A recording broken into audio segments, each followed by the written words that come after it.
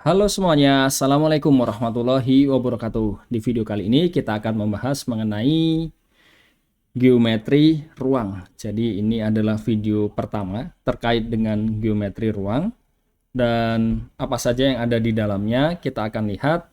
Jadi kita punya persamaan bidang datar di ruang, persamaan luasan derajat 2, terus selanjutnya adalah sistem koordinat di ruang. Jadi di video ini kita akan membahas yang poin pertama terlebih dahulu, yaitu persamaan bidang datar di ruang. Jadi kita mulai saja untuk yang pertama. Jadi ketika kita punya persamaan ini, nah ketika tidak semuanya 0, A, B, C-nya di sini ya. Jadi ini ada yang tidak 0 salah satunya, atau bisa semuanya tidak 0 juga diperbolehkan.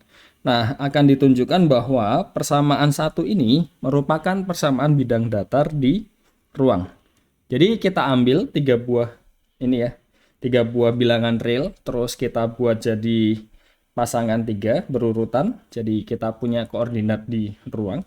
Jadi ini misalkan dia memenuhi persamaan satu ya. Jadi X-nya ganti A, B-nya ganti B, terus C-nya ganti C. Jadi kita punya dia akan memenuhi persamaan ini, ya kan? Yang artinya apa?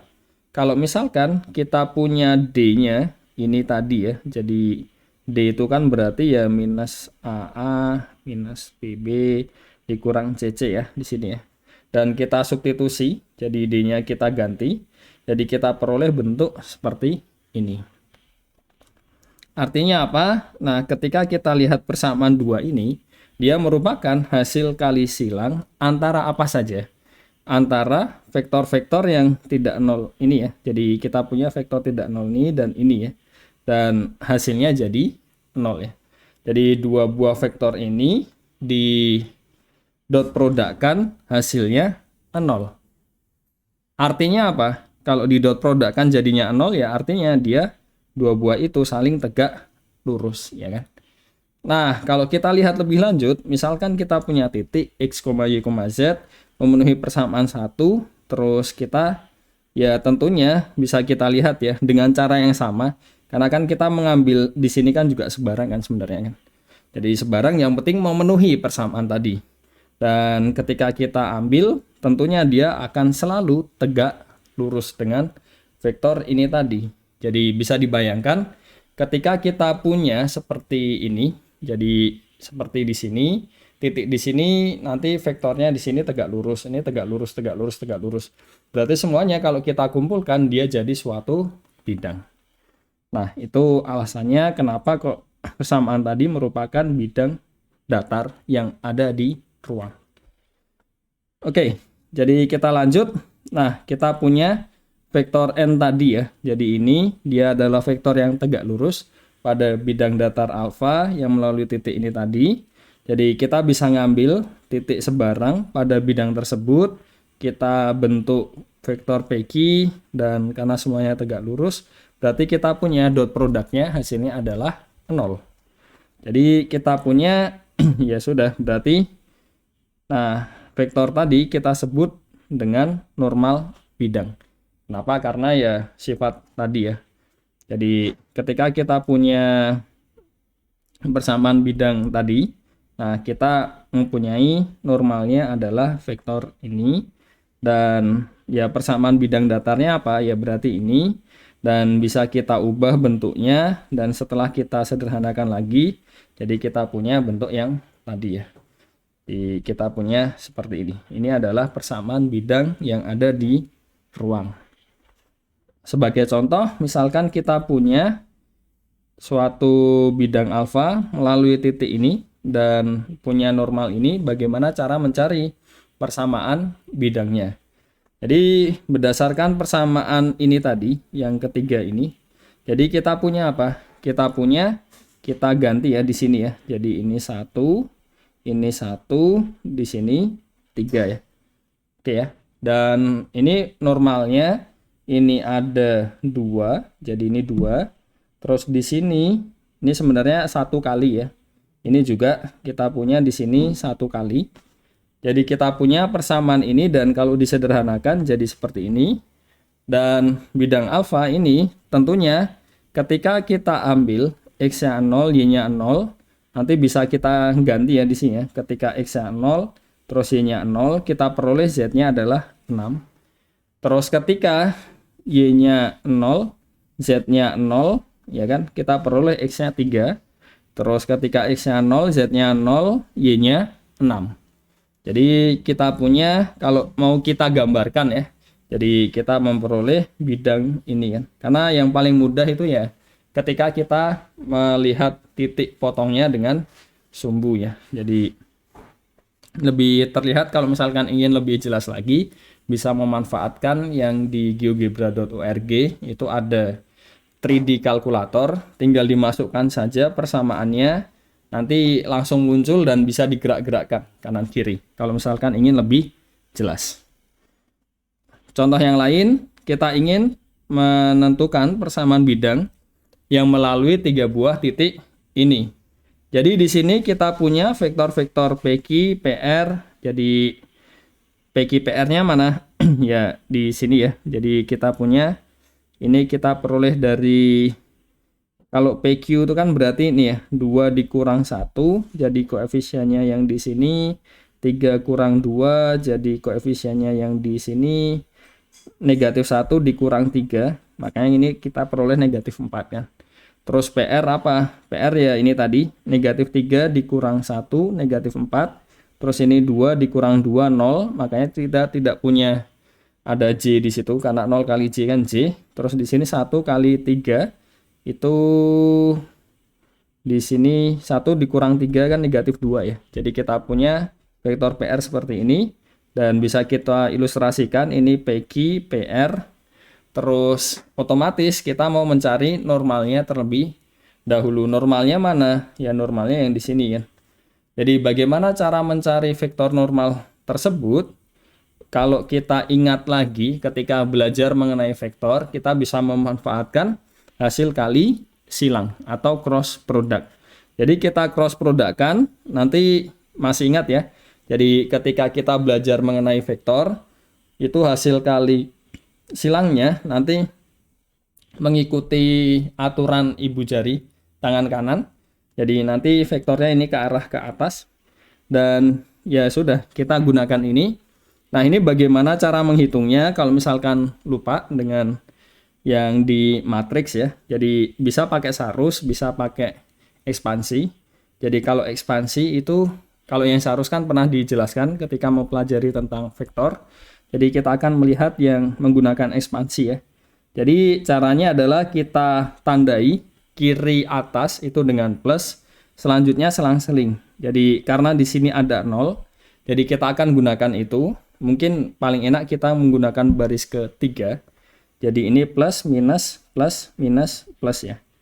Jadi bagaimana caranya? Nah di sini kita punya kita plus kali negatif 4, berarti negatif 4 dikali determinan. Nah baris dan kolom yang memuat negatif 4 itu kita hilangkan. Jadi tinggal J terus K ya kan. Di sini ada 0, di sini negatif 2 ya. Ya enggak, negatif 2. Terus ini minus 0 kali sesuatu nanti jadi 0. Terakhir ada plus di sini negatif 2 dikali yang memuat negatif 2 ini dihilangkan baris dan kolomnya. Berarti tinggal di sini I, terus di sini J. Kita punya ini 1. Ini 1.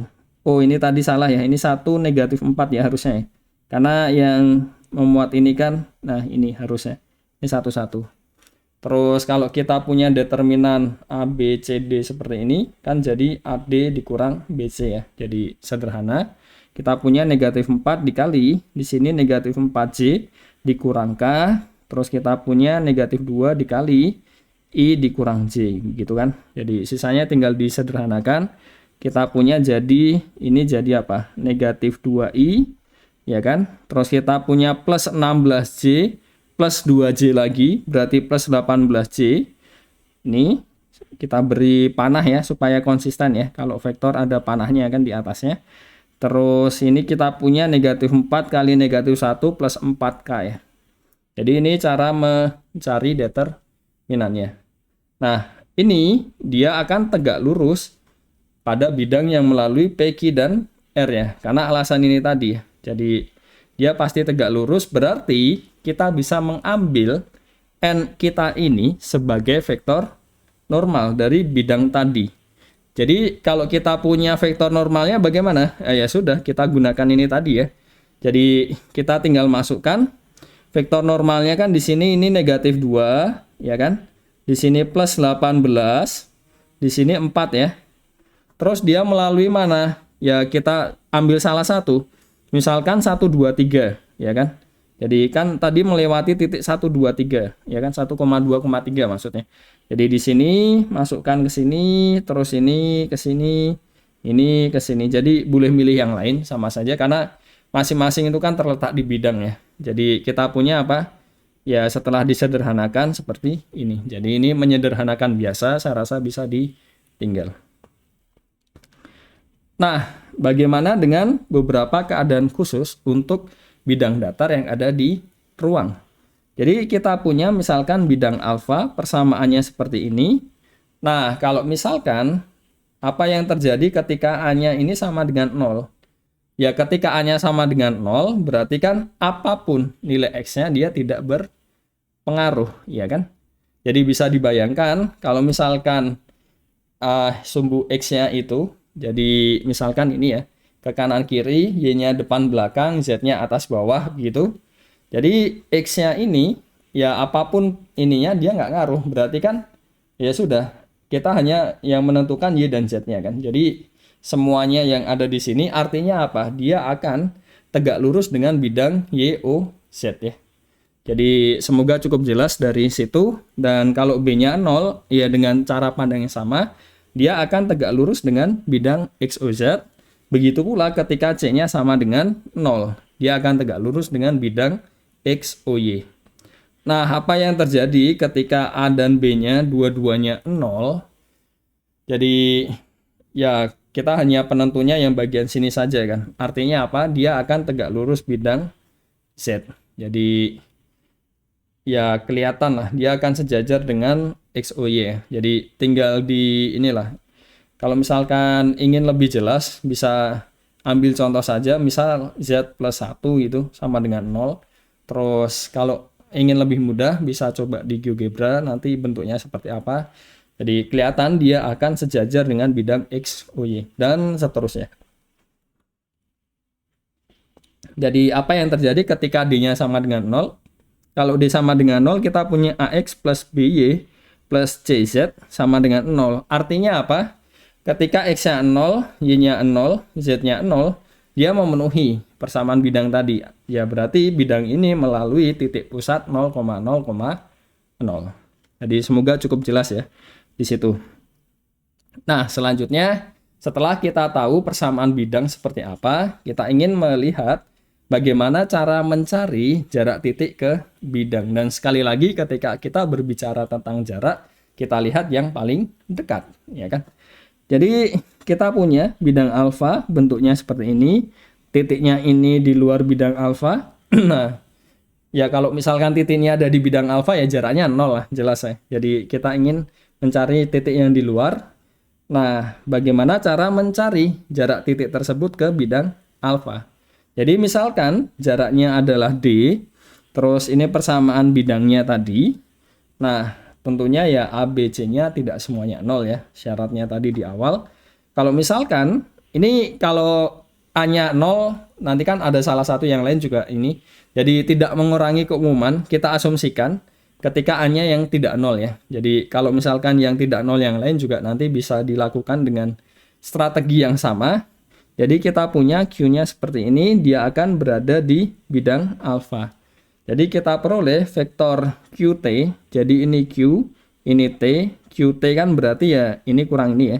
Jadi kita punya QT ya, T kurang Q ya, berarti X1 kurang ini, makanya kita punya X1 plus D per A, I, plus ini Y1 dikurang 0, kita punya Y1J, Z1 kurang 0, berarti di sini Z1K ya, benar ya.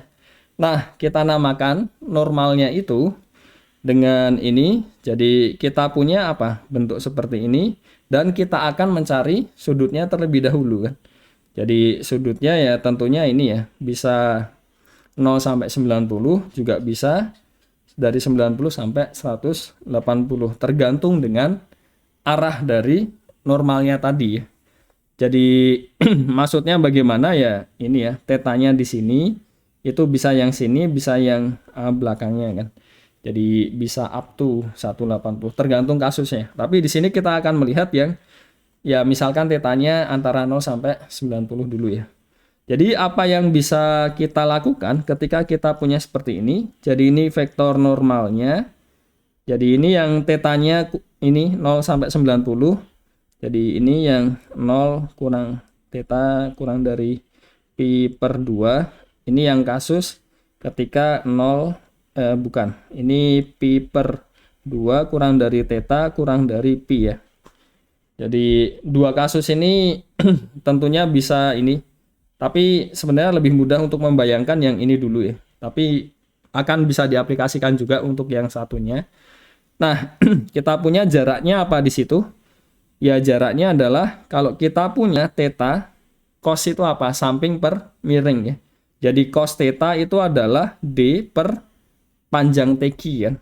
Jadi kita punya ya D-nya adalah panjang ya QT TQ, sama saja cuma beda arahnya kan, vektor dua vektor tadi kali cos theta. Kalau misalkan kasus yang di sini, terus kalau yang kasus di sini juga dengan cara yang sama kita nyari kosinusnya. Jadi ini kan bagian sininya adalah P dikurang theta ya. Makanya kita punya di sini panjang QT kali kosinus P kurang theta. Ini kosinus ya, ini kita menggunakan sifat dari trigonometri. Jadi kita punya jadi minus kosinus theta ya kan. Karena kita punya apa? Cos P itu berapa? Kita kan punya di sini turun ke sini kan. Jadi negatif 1 ya. Kita punya di sini. Kita punya ini. Nah, yang jadi concern di sini adalah kita punya vektor normal n dengan QT. Jadi QT ini itu kan jadi apa? Kita punya seperti ini kan. Jadi ya sudah, kita mau mencari D tadi kan. Jadi D-nya adalah kita punya ini cos theta, ini sama dengan ini cos theta, ya kan? Berarti D-nya apa? Ya kita tinggal ganti yang cos theta-nya di sini tadi. Jadi sudah ketemu D-nya, jadi tinggal dimasukkan. Jadi kalau dihitung ini tadi disederhanakan, dia jadi seperti ini. Jadi kita punya persamaan atau formula yang lebih tepatnya yang untuk menghitung jarak dari titik ke bidang itu seperti ini. Jadi alasannya kembali lagi kita memanfaatkan sifat-sifat vektor. Ini contohnya kita punya persamaan bidang alfa yaitu yang sini, yang beta yang ini. Terus kita mau mencari jarak dua bidang. Ya mudah saja, jaraknya adalah kita ambil satu titik di bidang yang satu, terserah mau yang mana, terus nanti dicari saja jaraknya dengan yang di bidang satunya. Sederhana. Jadi misalkan ini kita punya bidang alfa, ini dari normalnya tadi kita jelas kita punya ini, dan betanya punya normalnya ini. Jadi kita punya apa? Ya tentunya N1 dan N2 dia sejajar ya dari sini ya. Bisa kelihatan kan ya, karena arahnya ini kan ya sama ya, jadi dia sejajar. Dan sebenarnya kalau misalkan dia tidak sejajar pasti dia nanti akan berpotongan kan, dan jaraknya ya 0 dua bidang tadi. Jadi kasusnya kalau seperti ini yang ditanyakan biasanya ketika dua bidang tadi sejajar. Jadi alfa ini bidang alfa sejajar dengan bidang beta, dan kita mau mencari satu titik yang ada di sini dulu. Jadi misalkan ketika kita ambil paling mudah kan biasanya ambil 0 gitu kan. Nanti sisanya Z-nya berapa? Oh ternyata Z-nya negatif 4. Jadi ini titiknya ada di bidang alfa. Dan kita ingin mencari jarak titik ini ke bidang beta. Jadi kita sudah tahu ya tadi ya bentuknya. Dan ini perhitungan biasa. Jadi relatif mudah untuk direplikasi. Nah kurang lebih seperti itu. Untuk mencari jarak antara dua bidang, khususnya di sini yang sejajar. Selanjutnya apa saja yang perlu untuk diketahui, yaitu persamaan garis tentunya ya, persamaan garis lurus di ruang. Jadi misalkan kita punya suatu garis yang melalui suatu titik ya di ruang, dan kita punya vektor arahnya adalah ini, terus kita punya titik yang ada di garis ini titiknya sebarang. Jadi kita lagi-lagi bisa menghitung TQ-nya seperti apa. Dan kalau kita lihat ya, persamaan garis itu kan ya ketika di ruang ya benar-benar garis seperti biasa kan. Hanya saja mungkin arahnya bisa lebih banyak ya, karena dibandingkan dengan yang di bidang itu kan kemungkinannya hanya garis gini kan, nanti tinggal dilihat kemiringannya. Tapi kalau di ruang kan tidak hanya sekedar itu, bisa agak mereng sedikit itu kan, agak ke sini kan juga bisa. Tapi tetap dia hanya lurus saja. Dan dari sini tadi kita punya V-nya itu tadi adalah vektor arah dari garis G. Jadi kita punya apa? Otomatis ya vektor TQ ini dapat dinyatakan dalam kelipatan dari vektor V. Jadi kita punya bentuk ini dan bisa kita ubah dalam suatu persamaan dengan parameter. Jadi kita nanti bisa hitung ternyata lambdanya adalah X min X1 per L, Y min Y1 per M, dan ya dia sama dengan Z min Y1 per N. Jadi kita peroleh dalam bentuk standar persamaan garis di ruang itu seperti ini. Jadi garis lurus itu juga dapat dipandang sebagai perpotongan dua buah bidang. Jadi gambarannya ya misalkan ini ya. Saya punya misalkan tangan saya ini, terus kalau saya lanjutkan itu merepresentasikan suatu bidang, terus tangan yang satunya juga sama ya. Jadi bayangkan ketika ada seperti ini, ya kan? Terus kan berarti yang ada di sini itu kan melambangkan suatu garis. Nah, dari situ kita punya dua buah bidang ini, tentunya yang tidak sejajar, karena kalau sejajar ya dia nggak akan berpotongan. Dan ya dia berpotongan, perpotongannya jelas dia suatu garis lurus, dan kita namakan garis tadi dengan G. Nah, kita pertama-tama apa yang perlu kita cari, yaitu normalnya dulu, normal dari bidangnya ini kan. Jadi misalkan normal bidang beta 1 yang pertama itu adalah N1, terus yang kedua adalah N2, dan di sini tegak lurus ya. Jadi ya kan tegak lurus dengan garis G kan, karena garisnya tadi itu kan terletak di bidang. Otomatis kalau dibandingkan dengan normalnya dia pasti tegak lurus, dan dua-duanya kan pasti tegak lurus dengan ini tadi. Jadi kita punya apa? V-nya ini sama dengan N1 cross N2 itu sejajar dengan garis G ya. Jadi kita bisa ambil sebagai vektor arah, ini gambarannya ya. Ini normal 1, ini normal 2, ya kan? Terus ini yang sini itu kan cross produknya, berarti dia tegak lurus dengan N1 dan N2, ya enggak? Jadi ya kan? Kalau kita punya hasil kali silang itu kan dia akan tegak lurus dengan ya vektor-vektor yang dikali silangkan kan. Jadi dia pasti akan sejajar dengan garis ini, dan ya kita tahu ya dia sebagai vektor arah dari ini, jadi patokannya itu, dan garis G ini jadi bisa dapat kita nyatakan dalam bentuk ini dengan vektor arahnya ini ya. Alasannya itu tadi. Jadi contohnya misalkan kita punya ini. Jadi kita punya di sini titik P, yang akan kita cari adalah persamaan bidang yang melalui titik ini tadi dan memuat suatu garis persamaannya ini. Jadi bagaimana cara mencarinya? Kita punya titik P di sini 2,1,3, terus garis G-nya ini persamaannya X min 1 per 2 sama dengan Y min 2 per 3 sama dengan Z min 4 per 5. Terus bagaimana menyelesaikannya? Ya sudah, kita ya namakan saja bidangnya itu adalah beta, dan garis ini kalau bisa kita lihat di sini ya P-nya. Jadi ini kan ini ya. Jadi oh ini yang di bawah ini. Jadi kita bisa lihat vektor arahnya adalah ini. Ya kan? Ini dari sini tadi ya. Jadi ini vektor arah dari garisnya, terus titiknya ini di garis G. Jadi kita punya vektor PQ dan dia ya akan tegak lurus dengan bidang yang kita akan cari tadi. Jadi kita punya apa? Ya sudah, kita manfaatkan hasil kali silang lagi. Jadi yang tegak lurus tadi, kita ingin vektor normalnya kan ini ya, yang tegak lurus dengan V dan PQ ya. Jadi kita punya di sini 2, 3, 5, terus di sini 1, 4, 6 kan. Karena ya sekali lagi, vektor normal yang kita ingin cari adalah yang tegak lurus dengan PQ dan juga vektor arahnya V kan. Jadi ini bisa diambil sebagai normal bidangnya, dan ya sudah, kita seperti yang kita tahu ya di persamaan bidang tadi di awal, jadi tinggal dimasukkan, selesai. Oke, ini contoh lain ketika kita punya dua buah ini ya, garis, jadi dua buah bidang. Jadi kita punya ini, kita mau mencari persamaan bidang beta, dan di sini melalui titik ini dan garisnya ini persamaannya 2 ini. Jadi ini dipandang sebagai perpotongan 2 bidang untuk garisnya.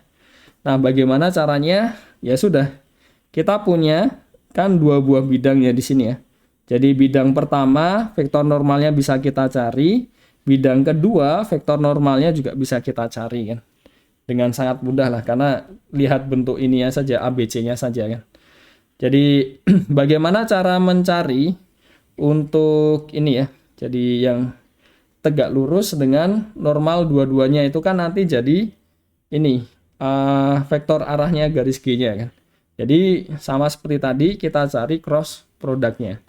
Jadi kita punya ini dengan hasil kali silang, kita peroleh vektor arah dari garisnya.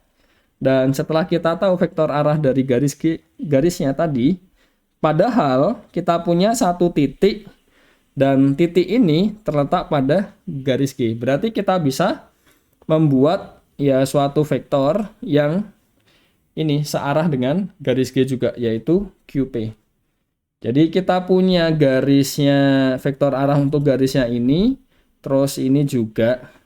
Dan kalau kita ingin mencari bidang ini yang melalui ini tadi, 2 itu tadi, berarti kan mau kita cari normalnya terlebih dahulu. Normalnya siapa? Ya yang tegak lurus dengan 2 ini tadi. Tegak lurus dengan ini dan juga tegak lurus dengan ini. Artinya apa? Kita cari hasil kali silangnya lagi. Jadi dia tegak lurus dengan 2 vektor tadi, jadi kita peroleh dia merupakan vektor normal dari bidang beta. Setelah ketemu vektor normalnya, selesai kan. Jadi tinggal kita masukkan dan disederhanakan. Jadi mungkin itu saja, ini ada beberapa latihan bisa untuk dicoba. Dan kalau misalkan ada pertanyaan bisa ditinggalkan di kolom komentar ya. Jadi itu saja, mungkin kalau misalkan ada ya salah-salah di ininya juga mau direvisi, juga silahkan untuk di ini kan ya di kolom komentar ya. Jadi sekian saja untuk video kali ini. Terima kasih sudah menyimak dan semoga bisa dipahami dengan baik. Wassalamualaikum warahmatullahi wabarakatuh.